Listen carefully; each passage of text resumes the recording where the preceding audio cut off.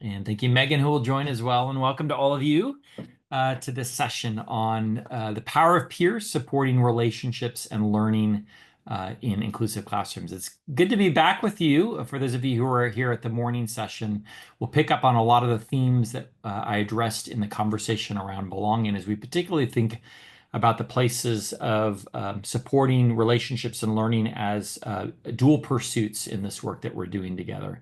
So thanks for being part of this work. I hope this will affirm some of the movements you're already making and maybe open you up to some new practices that you might adopt as we think about really good peer-mediated supports for our students.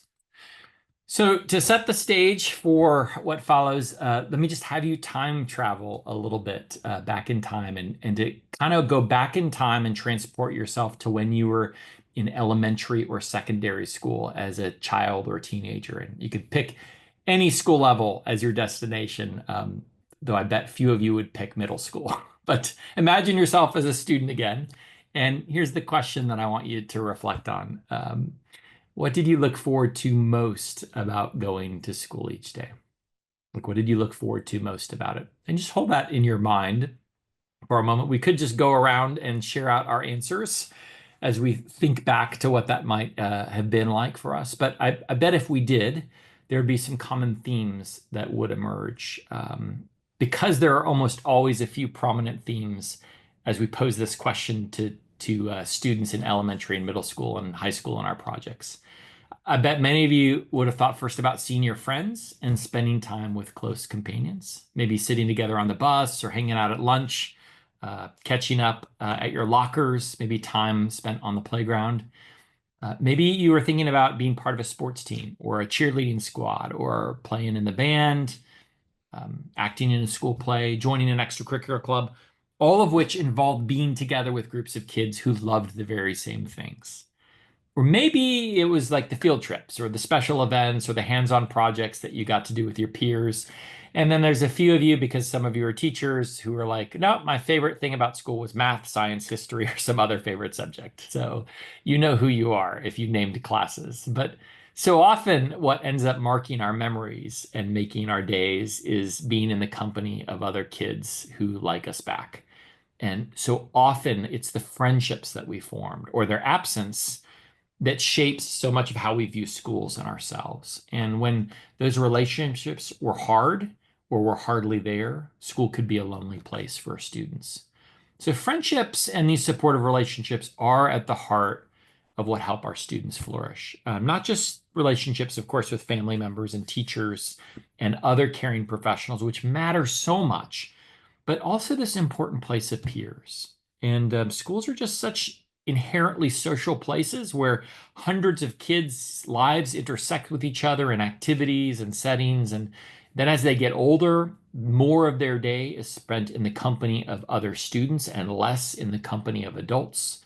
And through those interactions, kids develop all kinds of important social and communication and academic and self-determination skills. And they encounter values and ideas and norms that shape their understanding of the world. And those friendships provide companionships and intimacy and validation and emotional support that all contributes to well-being. And of course, spending time with other students, that's the satisfaction, the enjoyment of the things that make school fun, or at least tolerable. Um, but those relationships are a source of joy and companionship and love and belonging. And as we talked about this morning, those friendships can be so elusive for so many of our students because so much of how we do schooling for students with developmental disabilities ends up limiting the opportunities students have to interact with one another. So remember back to the series of images that I shared this morning, or if you missed that, you'll catch this as you go back. But so many of our students' experiences are marked by exclusion, where young people aren't part of the ordinary activities in the life of our school. And we notice that their presence and their talents and friendships and contributions are omitted or excluded. Some of our communities are marked by wide separation, where students with and without disabilities never really have the opportunity to get to know each other and meet one another, where young people with certain labels are sent in entirely different directions for their formative learning and life experiences here. And I'm not talking about congregation here, but rather separation and segregation. And then in some of our schools, it's really marked more by this integration model where students are near one another, but not always among one another, co-located in the same school, but not really in the same spaces and classrooms. And some of your schools are marked by inclusion more, where being apart from and near one another gives way to being with and alongside one another. And all of those shape, as you can imagine, friendship opportunities. They all shape friendship opportunities, and they all impact that experience of belonging that we talked about this morning. So it's not merely about being in the same location and sharing space. It's about really thinking about how do we help students find these places where they're able to share their lives. So that just caught you up on a whole hour-long talk this morning, if you missed it. But we want to really think about this place of inclusion for our students and belonging where friendships, being befriended, becomes the typical experience rather than the rare experience or the exception or the inclusion. So as I'm talking through how we think about peers, just remember these different portraits that I shared do impact whether that's in a school or whether that's in a workplace or in a community. They fundamentally impact both social and learning opportunities. They look different depending on the portrait of your school. So, um, I want to talk about the role of peer-mediated strategies in helping us think about inclusion and belonging. But to step back and just kind of give a few takeaways from the research literature in this area of around inclusion and belonging, I just want to make a few points that I think kind of drive home some of the importance of what I'll share around peer-mediated supports. If you're to kind of step back and read through the research and other related literature on best practices, here's a few good takeaways that you might walk away with. One is just the importance of inclusion or location as we think about, I should say location as we think about educational services. Like location matters not just in real estate, but also for learning and relationships, which I know is not a surprise for those of you who've been at this a long time, but where students spend their school day fundamentally impacts what they learn and with whom they learn, the expectations people have for them, the aspirations they develop for themselves, and even the pathways that become possible after high school and the people you come to know.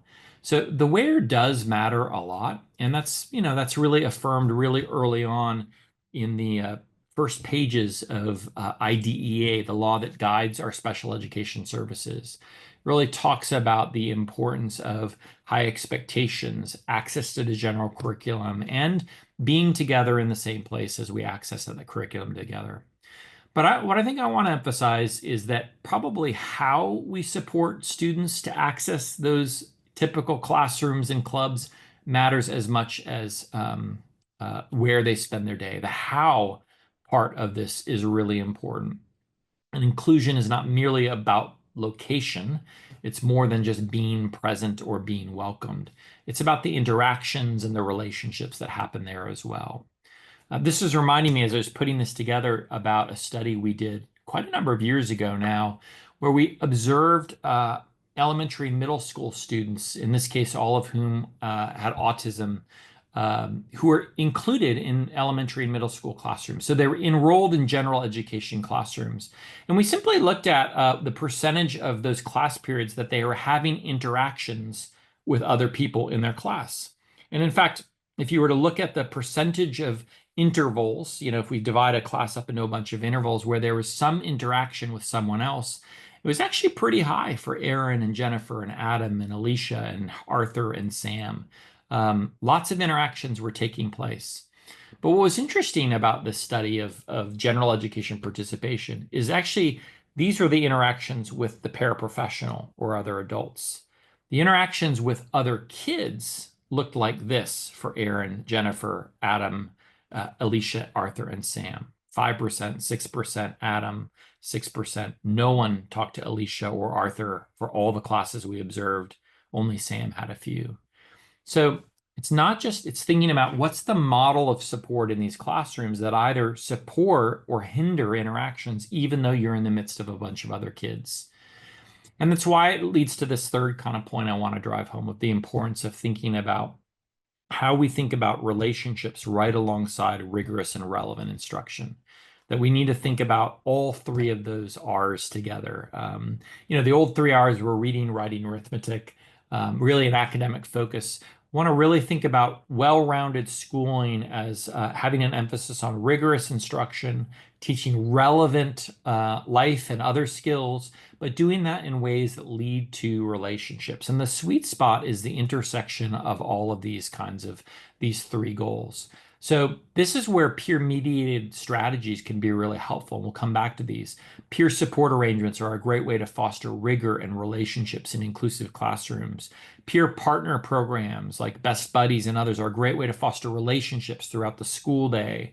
Peer networks, which often happen at lunch or in extracurriculars, are a great way to foster learning of new skills and relationships. And tutoring tends to just be more academic focused, tends not to be relationship focused. So there's definitely practices that align with this, but we want to think about learning and relationships together. And the fourth kind of takeaway from the literature, I think that's important, is that it's hard to call something inclusion when there are no relationships with other kids in those contexts. Inclusion is as much about fostering relationships as it is about accessing the curriculum and all the learning opportunities there. And so, yeah, as I said this morning, you can't call it inclusive education if no one knows who she is, or if you grow up, it's not integrated employment if no one talks to her, and it's not community living if there's no community where people belong. And I share all this because the data continuing to remind us that relationships can be so elusive for our students. These are data that come from a study of high school students and middle school students with autism or intellectual disability or multiple disabilities or all disabilities. And it's just the percentage of students who get together weekly with other kids and the percentage of kids who have trouble communicating in some way. Only less than a third of all autistic middle school and high school students are getting together with other kids at least weekly. Actually, only half of all students with any disability. And the numbers are not dramatically better or different in elementary school. Here, too, about a third of all students don't have invitations to other kids' social activities, or a fifth of all students with intellectual disability. So these are the experiences if we're not intentional about relationships. And we sometimes think, oh, well, the limited social outcomes has more to do with the nature of their disabilities. And while there's a factor there of it might be require more intentionality to think about supporting relationships for kids with complex communication needs or mobility impairments or other kinds of challenges, we think that it's as important to attend to the different the collection of barriers that can take place and coalesce to impact relationships and friendships. Yes, there's a place where we want to address the social and communication challenges our students have, but we also want to think about the attitudes and the knowledge and intentions of peers, those peer-focused barriers, and to think about the ways we support students that may hinder interactions or not, or just the opportunities that do or don't exist throughout the school day for kids even to encounter one another over time. And as I mentioned this morning, the opportunity barriers, the opportunity students have to even be in the same place at the same time doing the same thing can be very limited for students with intellectual disability. And it varies so widely from place to place, from school to school, from state to state, even from county to county. I know this is a California conference, but I just love this heat map of Ohio. It's a map where of the percentage of students with intellectual disability or autism or multiple disabilities who spend 80% or more of their school day in general education classrooms by school district in Ohio. The darker colors are those that have significantly less students spending most of their time in general ed. Lighter colors are those, like the yellow would be those that have more time spending. And what you start to see is it's a lot of darker colors. Yeah, and I wonder what this heat map would look like in California as well. Where you live drives as much about where you spend your school day as your instructional and support needs. And the last of the points I just want to highlight in this is just the reminder that our students grow up. And as they grow up, the ways we support students also has to change. We can't support elementary students the same way as high school students if our goals start to change in terms of how we think about adolescent relationships and others. So we want to be really careful about the support models that we use. So all that's just background for what I want to focus on with most of my time is to think about a particular way of navigating some of those barriers that are realities in many of our schools and districts, um, but a way of supporting students in classrooms that does have a great impact on social participation and academic learning in classrooms. Now, I could have pulled from 6 different research-based practices here, but I'm going to really focus on peer support arrangements as one particular approach. I imagine as I talk through this that many of you are already doing variations of this with your students, right? So this is probably not entirely new territory for all of you. You might not call these peer support arrangements. You might call these something else, but this is the language that we use in our research to describe a particular way of connecting students within general education classrooms. So a peer support arrangement involves equipping and supporting students to provide ongoing social and academic support to a student with disabilities within an inclusive classroom. And the basic overview would be that 1 or 2 peer partners are identified and invited from the same classroom. They attend an initial orientation session focused on really practical, appropriate ways they can support their classmate with disabilities in large group and small group activities.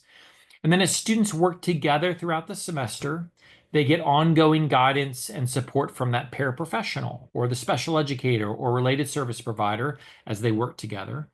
But that paraprofessional or special educator is gradually fading back their direct support role as the students gain experience and confidence working together with one another.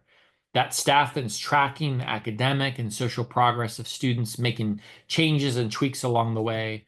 And these are often ways of thinking about an alternative to this exclusive reliance on just a one-to-one paraprofessional support model. And we use those so often as we think about supporting inclusion for students with disabilities.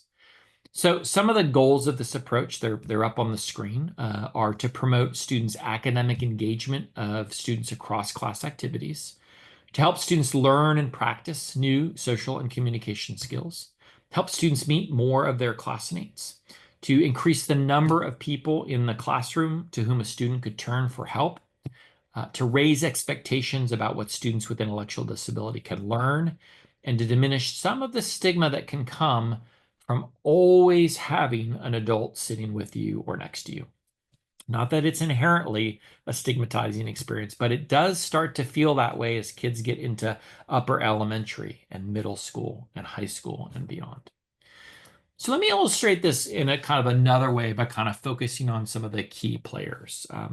And again, I think the handouts for this have already gone into the chat. So some of this that I'm going a little faster through, you'll be able to kind of go back and reference.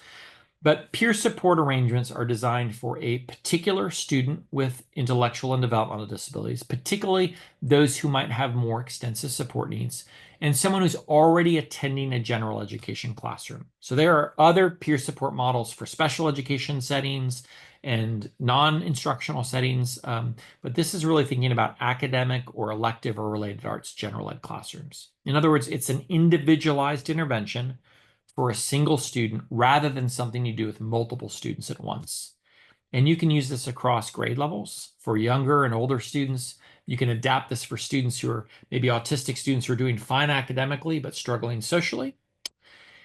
And then there are classmates who don't have developmental disabilities who are invited to provide support to the student during each class period. And we've just called them peer partners. There's lots of other ways you could reference these peers. You could just call them 2 classmates. We usually select 2 or 3 peers. I'll talk a little bit later about how we invite them and how we pick them. But then every peer support arrangement also has an adult facilitator. It usually is a paraprofessional who is assigned to provide support within that inclusive classroom, like often that previous one-to-one support. But it could be a special educator, it could be a related service provider. Sometimes we've seen the general ed teacher serve in this way. But their job is to encourage social connections and shared work among the peers to make sure that arrangements are working well, to collect data on academic and social experiences, to collaborate with that general ed teacher or special educator to carry out well-planned supports, and then to try to fade back their direct support so that students are working more independently. Of course, there's still a special educator involved in this kind of work who's responsible for carrying out assessments, writing a peer support plan, equipping paraprofessionals to support students in these new ways, orienting the peer partners to their roles, figuring out needed modifications and accommodations, and then regularly keeping in communication with the facilitator and classroom teacher. And then there's a gen ed teacher who has an active role in helping pick those peer partners, helping maybe with their orientation, supporting them as they work collaboratively. And that teacher should be implementing good inclusive practices, embedding collaborative learning activities into class, working with the special educator to make sure the right supports are in place, helping guide that paraprofessional to make sure they're promoting rather than hindering relationships and learning. And then finally, you might have the involvement of some related service providers, usually an indirect support role here. For example, you might have a speech language pathologist who's trying to help identify kind of critical social and communication skills that could be taught or reinforced by peers. You might have a PT or an OT who's designing supports to make sure the students have access to the materials or technology or activities that make up the class. Maybe there's the role for a behavioral specialist who's working with the teacher on positive support strategies that could be implemented. But that's kind of a picture of what it might look like as we think about supporting students in various kind of class activities. And these are just photos from various projects over the years of what this might look like as students work together in various classes. Look at all the white space. Where do you want to put it? So how do all these players work together in concert to ensure a really vibrant peer support arrangement? Well, there's kind of 7 basic steps that we've come up with that I've put up on your screen. I'm going to address each of them pretty briefly, but I'm going to point you to a number of additional readings and resources that really flesh out more further what this might look like in your schools and across the grade span. So if you feel like, boy, you touched on a point, but I'd really love to know a lot more, know that we have an abundance of free resources, webinars, tools, downloadables to really able to do this practice in your schools in the future. So let me walk through each of those 7 kind of basic steps. And I'm going to start with the collaborators because best practices in inclusive education and special education always emphasize the importance of collaborative teaming. And this is exactly the case with peer support arrangements. I mentioned some of the players and roles actually just on the previous slide, but I think engaging with the experiences and the perspectives of those special educators and paraprofessionals and general educators and related service providers and school counselors and families, all of these individuals helps make sure that effective practices are being implemented well. And you could probably think of others at your school who would have good insights into this. But that educational team for the student with disabilities, their role would be to figure out what are the students' academic and social needs within each of their general education classrooms. What would be individualized intervention goals? They would brainstorm ways that peers could support some of those goals and delineate which aren't appropriate. They would help develop this written peer support plan and then would figure out some strategies for making sure that students and their peer partners would really be successful in this process. So the collaborations have to undergird all of the other steps. And the next step is really writing a peer support plan that addresses the ways in which students and their peers would work together throughout the semester, as well as the ways that paraprofessionals and classroom teachers would best support this collaborative arrangement. Now, I'm going to share with you 3 different tools that teachers have used. Some like different ones more than others, and I'll kind of explain that. But whatever planning tool you use, you probably need to make sure it addresses a few key considerations. For example, it needs to address the different kinds of instructional formats that take place in a particular class. So does this class have lecture or guest speakers or small group activities or say, labs or lectures or whole group discussions or downtime or worksheets? So you have to think about what's the different kind of instruction that happens in a class. How will the student with disabilities participate in each of those different activities that you know are going to come up throughout the semester? And then what social and academic supports will peer partners provide that might assist in those different activities? And then what are the ways that the paraprofessional will help those students as they work together in each of those kinds of activities? So it's kind of the gist of it. You'll see what I mean here in just a moment as I pull up the first example of one of these forms. Now, I don't know if these have already gone into chat, but there's going to be a document that just includes a number of examples of filled in and blank forms that you can adapt and use as you see fit. Feel free to be creative as you utilize those in your own session. But this is not a picture of what it looks like. I'll put that up in just a minute. But this is the essence of it. Down the left rows list each of the different instructional arrangements that might make up a class, like a lecture, small group, independent seat work, whatever it might be. And it also references homework, assignments, and class materials. So the second column says typical activities and routines. And here you might write down all of the ways the classroom teacher uses each of these formats. So an example would be whole group work might include lectures or guest speakers or watching a documentary or having a class debate. So you have to know, what does class look like? The third column, expectations for all students. Here's where you list out what students are typically expected to do during each of those activities. So how does a student participate in the lecture or guest speaker or whatever?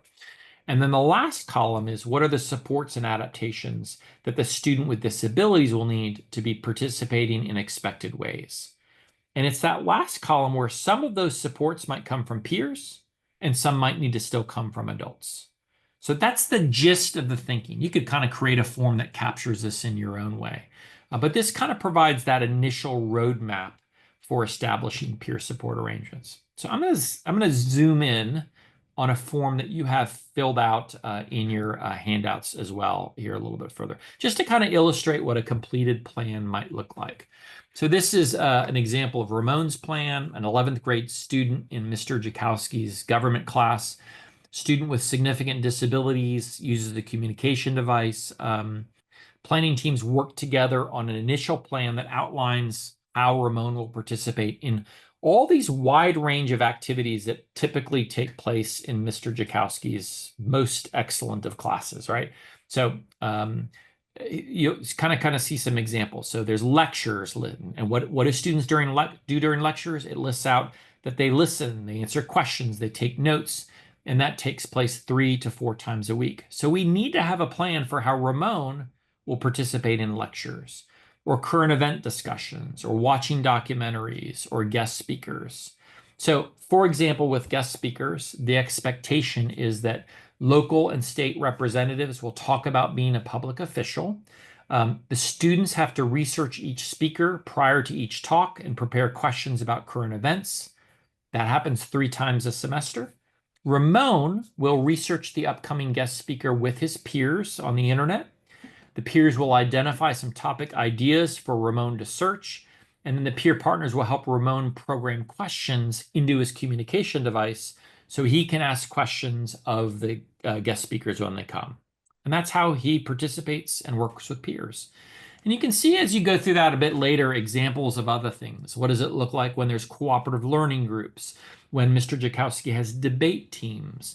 When he uses worksheets? So the idea is really to be thinking ahead of time about what typically arises throughout the semester in that particular class, and have already thought through how peers can support the student and where teachers and others could support the student. This provides that kind of roadmap for thinking about which peers you'll need and which ones you'll select. So that's one kind of example of what a planning tool might look like. Here's a second way that's not too dramatically different, but you'll kind of get the idea of this one as well. This version also lists the typical class activities that make up the class. What's different about this is we added in this row of at the beginning of class and this row of at the end of the class. And you might be wondering why we have that. Well, you all are from California, so this won't be relevant to you. But in other states, there's something called downtime where there's no instruction happening. Like the bell will ring and it's 10 minutes before anyone starts teaching, or they'll stop teaching and 20 minutes later the kids are just hanging. I know that never happens in your spheres of influence, but other states have that. And it's these highly social, yeah, these highly social times that we want to plan for and think about. That's my poor joke, that area. So then the next column is what would the student with disabilities do during each of those times to participate? How could the peer partners support that participation? And what would the paraprofessional, or which we call the facilitator, do to support the students in each of those activities? So it's a much more kind of like explicit, kind of directive way of thinking about planning. So again, here's like the full version of it. Again, you might not like the ideas that this teacher put in there, but it's what they put in there. And you'll see it has these different sections. So again, you can look more closely at it in your handouts, but I thought I'll just highlight a couple of sections I kind of zoomed in here.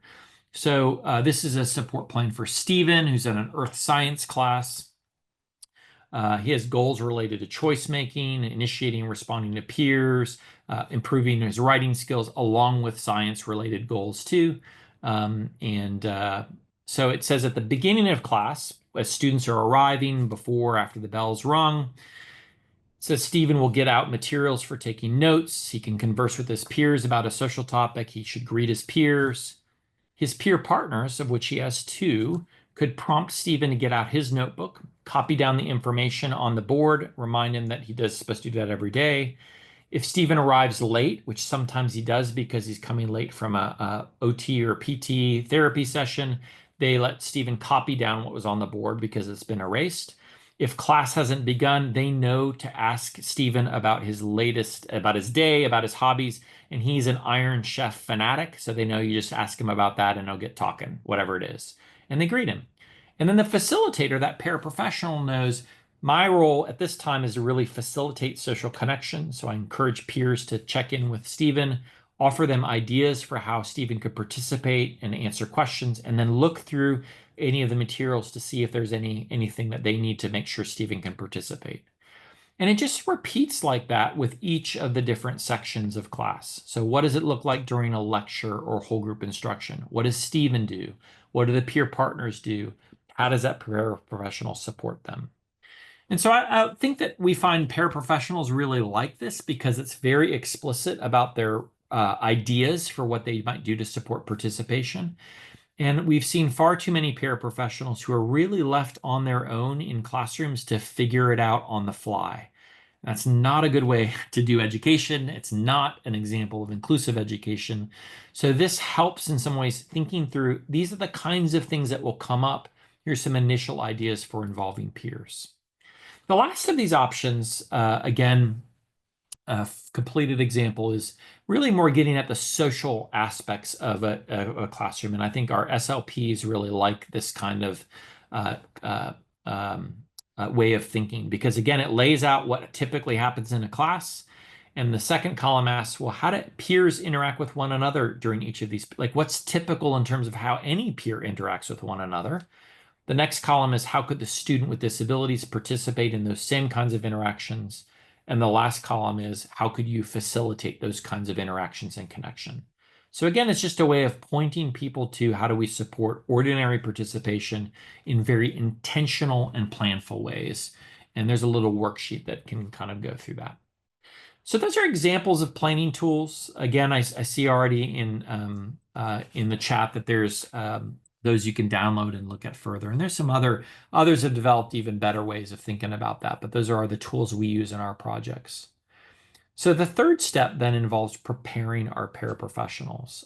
And general ed teachers and special ed teachers could certainly facilitate peer support arrangements, but we usually see it responsibility going to paraprofessionals when they're accompanying students with disabilities to these general ed classrooms. And they need training and guidance to do this well and competently. So we often will provide them that training for paraprofessionals on why we're incorporating peer support arrangements, the basic implementation steps, and some of the strategies they can use for facilitating social connections and academic support. We're able to do that usually in 2 to 3 hours with the paras, and then that's often enhanced by incorporating role play and coaching in the classroom. We know some schools that bring all their paraprofessionals together to learn about these support models, which might be more efficient, but it makes it a lot harder to individualize sort of for the students that they're supporting. So that's the drawback of it.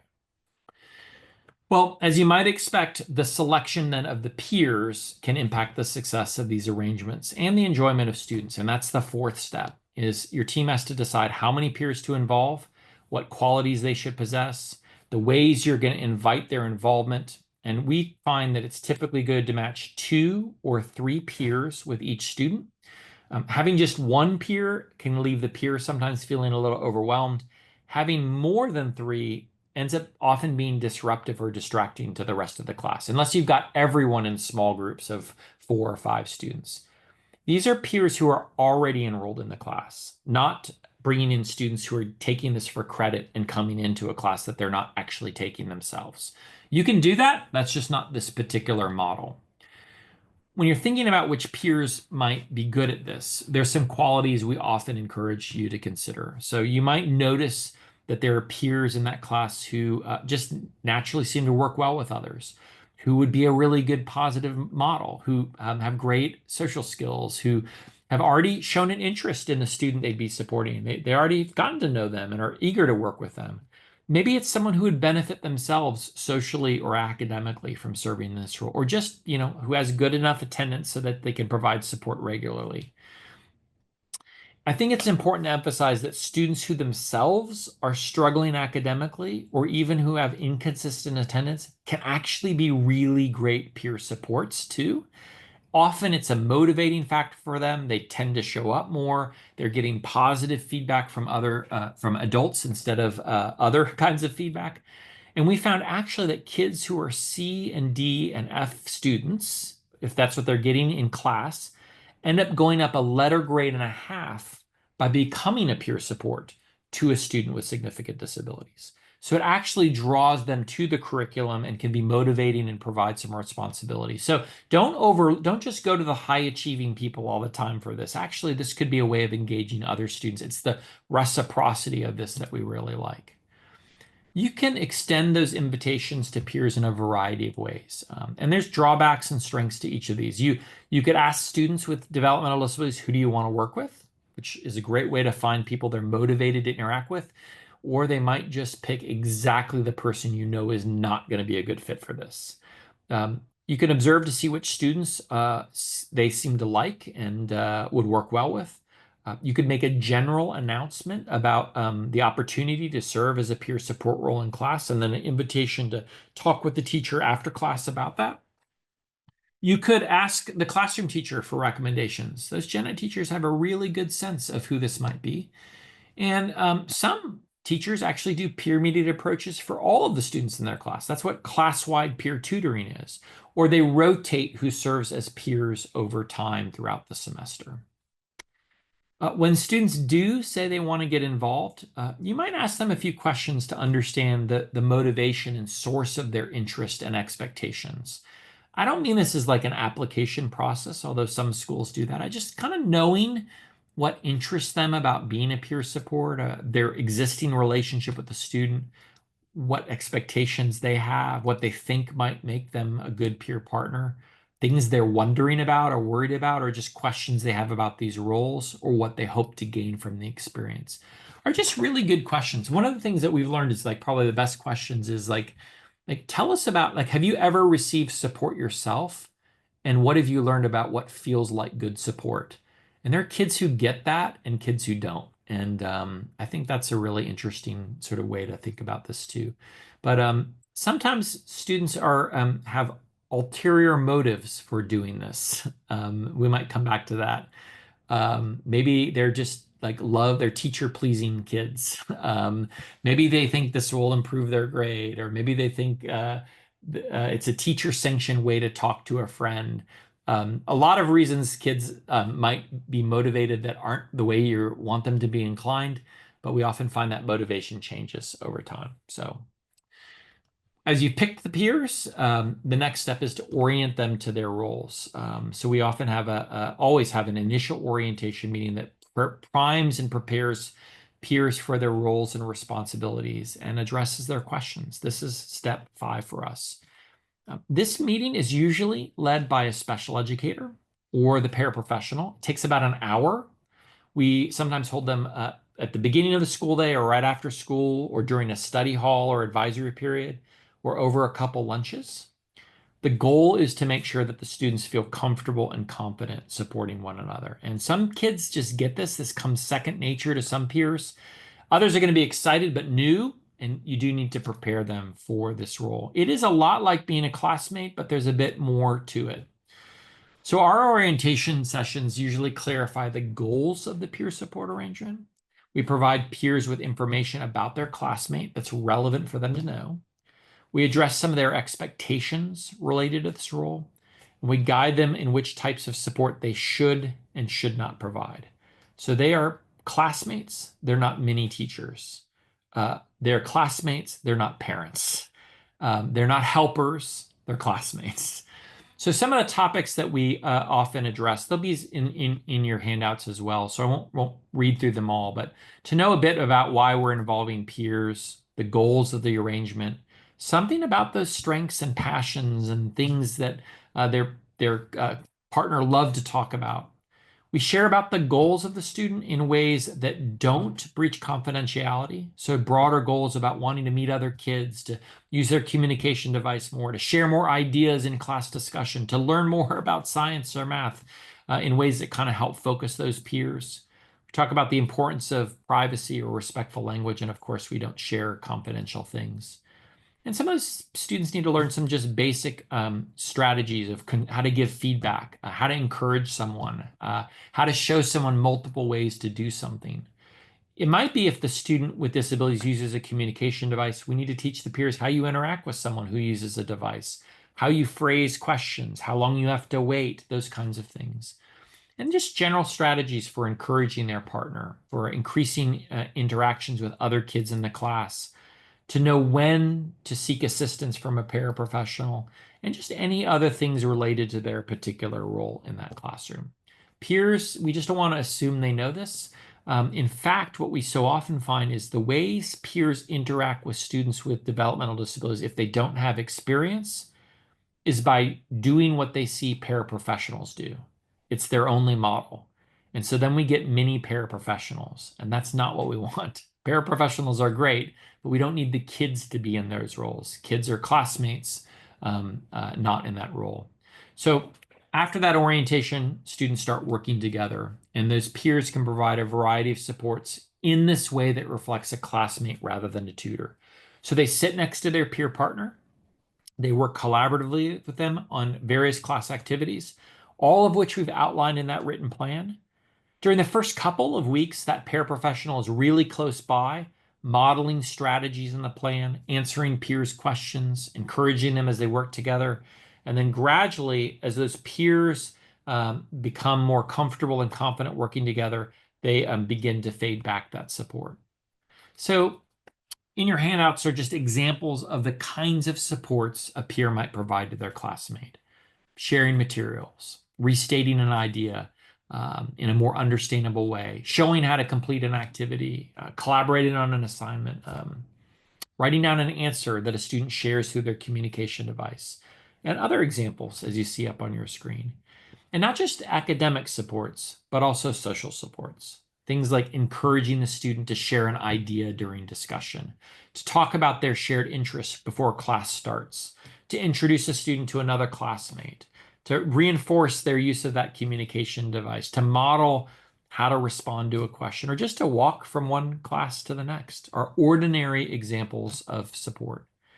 Now, if you look back at those two lists of support, what you'll notice is that looks like how classmates support one each other all the time naturally.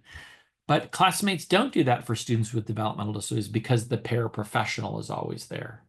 So we're really trying to think about how we help that paraprofessional as they pull back their direct support to notice how well students are working together. And we have kind of some reflection points for them, like are the students sitting next to each other? Do they have the same materials as each other?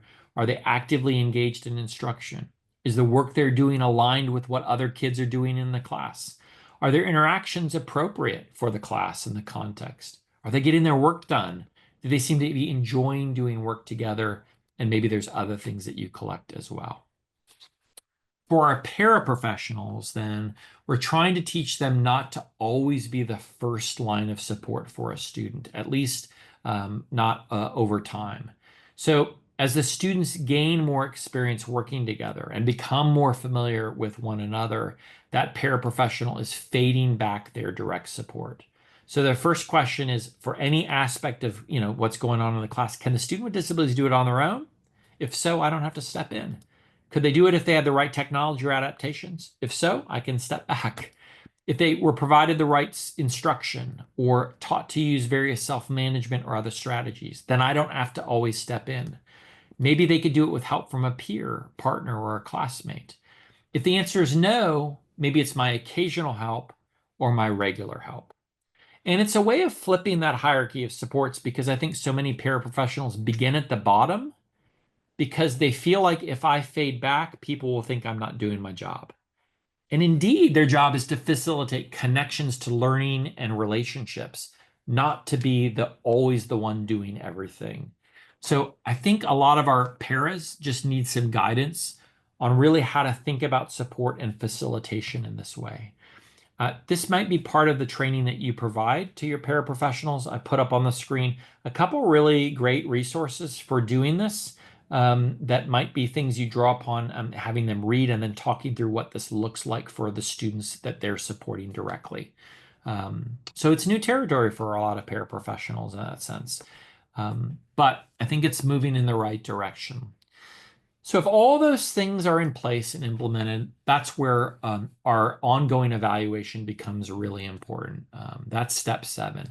We have to have a data-driven way of incorporating both summative and formative data that helps us know whether peer support arrangements are working well and are being implemented well. And so this is where good data collection matters. And most of what you notice is going to come through observations. Like you're going to want to better understand the academic and social impact on students, for example. But you could have that paraprofessional as they fade back their support, collect data on students' social interaction, their communication device use, their social skills, their academic engagement, their class participation, even their individualized IEP goal progress in that class. So that's a role for the paraprofessionals in those areas, is to collect data on how students are doing in the midst of these support models. And you might also find that you need to have conversations to learn more about what people are thinking as they're implementing these support models. For example, you might want to ask students with disabilities if they're able to share this with you about their experiences receiving support from a peer partner, about whether they enjoy that time with their classmate, whether they want to keep receiving support from their peer partner. And at the end of every unit or semester, we often ask, you want to keep working with Sam? You want to work with someone else? What might that look like? And that's a good indicator of what we call social validity. You might ask peer partners about how they describe their relationship with their classmate, about the strategies they think are working or not working, about the ways they're benefiting from their involvement, or any other assistance or help that they feel like they need. And of course, if you're not in that classroom, asking teachers and paraprofessionals about the ways in which peer support arrangements are impacting students and their peers, about whether this is really working well within the context of their classroom, or if they have ideas for how to better support students in the class. And of course, there's other people you might want to talk to, related service providers, others who've been part of that classroom. And you're going to have to adapt these questions for students with complex communication needs in ways they can understand as well. So a number of different options there as we go. So let me just share a couple short videos. Actually, I'm going to pull back in to make sure I've got the sound on. There we go. So this is just a short little clip of a parent, the mom of Cece, a high school student with Down syndrome, just reflecting on what peer support arrangements did for her daughter's access to the life of her school. The peer support program has really made a difference in my daughter Cece's life. It has changed the focus from disability to abilities. It just has changed so much in terms of attitudes and student involvement. She is all over the high school now. You might find her in the art room or the lunchroom or the TV studio, and she talks about it when she gets home, and she's really excited to meet new friends and to talk about them. And it's just been a wonderful addition to her school life. And also we want to hear from the impact that parents of the peer partners are also noticing. So we had done some video shooting out in Pennsylvania where we heard from a mom of a peer partner who talked about how her son became a much more powerful advocate for students who might be bullied or picked on who had disabilities in the school. So it changes the experiences and perspectives of peers as well. I've seen some really big changes in him. He is a very kind and compassionate person. So I haven't seen too much of a change in that, but it's been more that he's become such an advocate. He'll say to me, he was walking down the hallway and he potentially could see that something was going to, go wrong with boys walking in front of him, and there was, a life skills child in front, and he was mimicking a show that he'd watched on TV. And he said he felt very protective, wanted to make sure that, no bullying went on. And I really feel like he's become, such an advocate for them, more aware of, the children in the school, the life skills children in the school. The last little clip I want to share is just actually from a peer partner. So this is a student without intellectual disability who was picked to be a peer partner in many ways to draw him out of his shell and to gauge him more in class. And I think he's just got a lovely little comment about how he's grown through being a peer support within a classroom. Many people, we be nice to others, learn how to work together in a group. I used to be like, I don't want to work with anybody, I'll just do it myself. Now I'm actually working with other kids and I can do better. So these are that's a snapshot of a particular way of engaging peers. And for those of you who are thinking, where's the research support for this? This is an evidence-based practice. There are really strong data talking about the social benefits for students with and without disabilities. They're good data speaking to the potential academic benefits, again, for students with and without disabilities who participate in these. And there's really good information that comes from teachers who talk about the feasibility and acceptability of these approaches within typical classrooms. So while they don't work for everyone, most teachers say this really fits really well. It's doable. Once I kind of get it going, I get a sense of how this works, and we see it adopted in more widespread ways. And this costs nothing. There's nothing to buy. There's no curriculum to offer. And you can learn about this work as well for free. You've seen already these in the chat, but there's a number of articles that we've prepared that are walk you through step-by-step how to do this. Some other videos of a younger version of me, better looking too, walking through some of this. And there's certainly more that you can read if you're interested in learning more about good practices in this area. So let me wrap up. I know I'm a few minutes over what I had planned, but I think this is a really good way to think about fostering friendships in inclusive learning contexts where learning and relationships can abound together. But start small. Try this with one student or one classroom before you expand to others. Find some allies among classroom teachers and paraprofessionals who are going to be eager to try this out with you before you do it in widespread ways. And as you're seeing progress and seeing the impact of this, have those gen ed teachers speak about what they're noticing in your faculty meetings and others as a way of drawing in other teachers, and collect good data all along the way to make adjustments, because just because something is a research-based practice doesn't mean it will always work for every student or for you. You've got to have good data to help you know when to stay the course, when to refine these approaches, and when to try something altogether different. So hopefully that gives you a snapshot of what it might look like to think about peer-mediated interventions in the classroom. And of course, I've pointed you to resources for what it might look like outside of the classroom. And it hopefully gives you enough to kind of think about your starting points and possibilities in your work with students as well. So Caitlin, I don't know if we have a minute or two for a question or not, but I'll pull my screen down and see where we are. So a question we have here is like, when can we start peer supports? Like what age group, or is there an age group that could start with peer supports? Yeah, I probably described examples that really reflect upper elementary to middle school and high school. That's where most of my work has fallen. But these are actually peer mediated practices were born in the early intervention and preschool classrooms. So I guess the response is actually these are appropriate across the entire age span.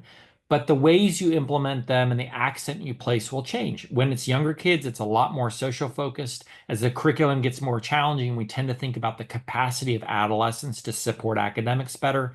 So I think the starting point is whatever grade you're working with, and you're just going to want to figure out what does this look like that's contextually and age appropriate to the students that I'm working with in the setting. And a lot of the resources I point you to will show what it looks like in elementary versus middle school or high school. And we use them in college programs for students with intellectual disability too. So it really is peer mediated, it's applicable across the lifespan, I think.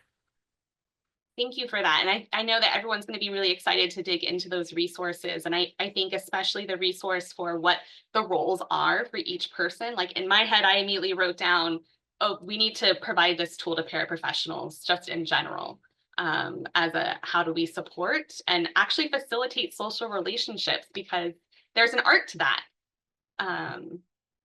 So thank you for that. I think we have time for one more question. And I'm gonna go with a meaty question. So some of our students need support with like impulse control and behavioral support needs. What might be some tips or strategies for increasing time for like peer supports for students who have more complex behavioral support needs? And we know that that's a barrier to social relationships. Yeah. Yeah, I mean, that is a weighty question that requires a lot of thinking about what would that look like for a particular student.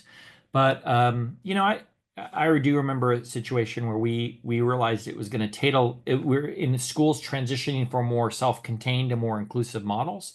And a lot of that meant engaging the peers in relationships and support outside of the classroom at first. So they established some relationships, some ways of working with one another before we moved that into the classroom and scheduled students who already knew each other together. So I think being aware of those things that may be complex and thinking about how can you have in that plan that I laid out earlier, really thoughtful behavioral supports in place ahead of time and just figuring out what you need to practice and work through before we sort of move those into a context where the stakes feel a little bit higher. That might be one way to think about it, but it's really a one person at a time answer is needed for your question, Megan. Yeah.